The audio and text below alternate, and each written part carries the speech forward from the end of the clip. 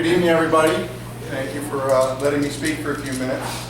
So there I was about, I guess, 11 or 12 years ago, minding my own business at work. I had normal shaped ears, I had no meniscus in both knees, my arms straightened completely, and I was just minding my own business. And horrible marketing job. yes. And there was a guy in my office who kept coming up and choking me from behind.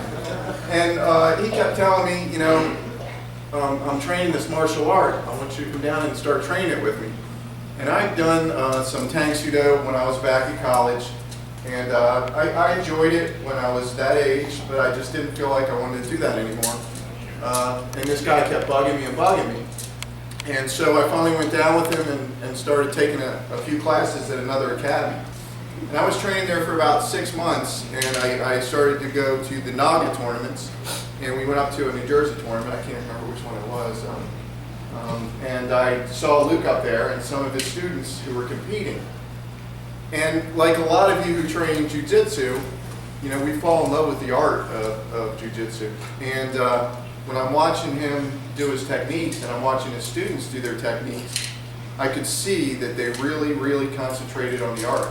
That it was a lot about technique.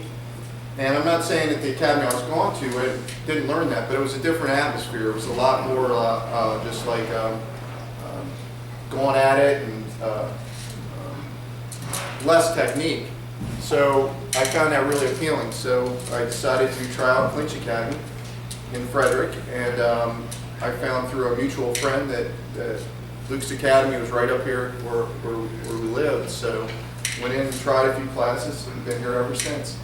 And if you look around at all the people in here, try to find somebody who you have some type of an issue with. And I guarantee you won't. And that's extremely rare. And I think that's a testament to the culture that's been created by Luke in our academy.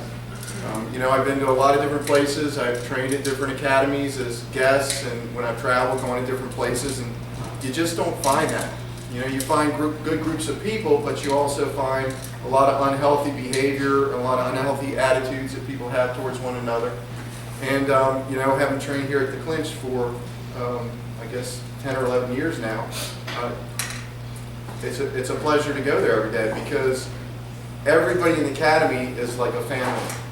And I think we all care about each other, we all care about each other's goals, and we're helpful to one another. I think there's very little ego that comes into play when we're training. So I think it's a blessing that sometimes we take for granted. So as far as what my goals are, I know when we're doing strategic planning at work, we look at the vision as kind of picturing where we're at in the future. So when we do a strategic plan, we might do a 5-year vision and try to speak in the present tone as if we're 5 years from now, and how do we want to get there? And we usually get there through strategic goals, and those are your short-term goals. And so that's kind of how I train my jiu-jitsu also, is that, you know, I try to figure out where I want to be, because I'm probably one of the least athletic, least coordinated, least flexible people in here. But I was able to obtain my black belt, and that was just by going in and day out, setting those short-term goals, and practicing. And then gradually, as long as you have that desire and the vision to be where you're at, you're going to achieve your goals. You know, I'm never going to be a UFC fighter. I mean, that time has come and gone for me. But, you know, there's lots of different things in this art that's for everybody.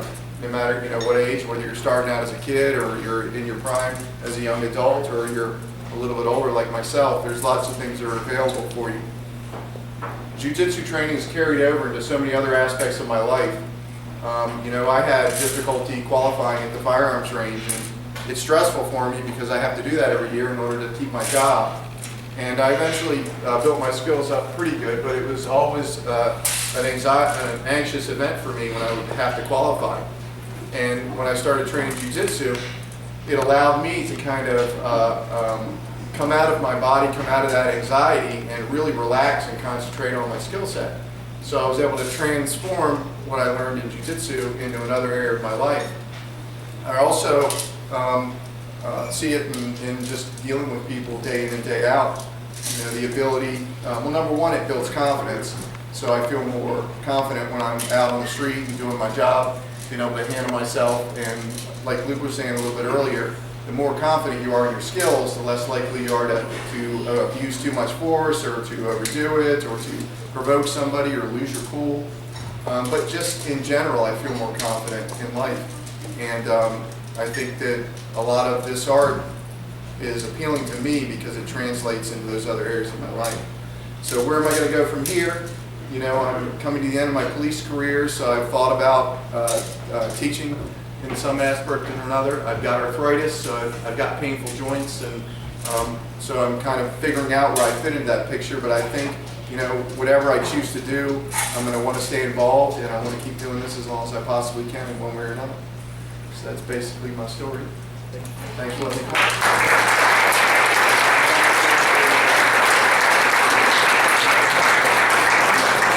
I also wanted to take a moment just to honor Tom tonight because he's a very busy man, number one. It's not very often I get to do it in front of this many people. So I was glad when he said he could come. This is just a weird idea I had. You know, I'm an artist, right? Or I haven't done art in a long time, but I wanted to have this idea to do a portrait of Tom. So I wanted to honor him here tonight. Tom is he is, That's awesome. you know, I don't want to say perfect, but he's a great student. Tom, I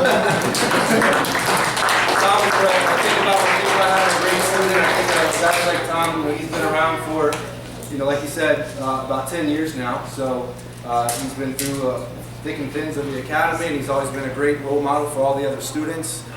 He's a great black belt student. He's been able to take, you know, the issues that he's had with his body and make things work. That's why he's got the adaptability poster at the Clinch.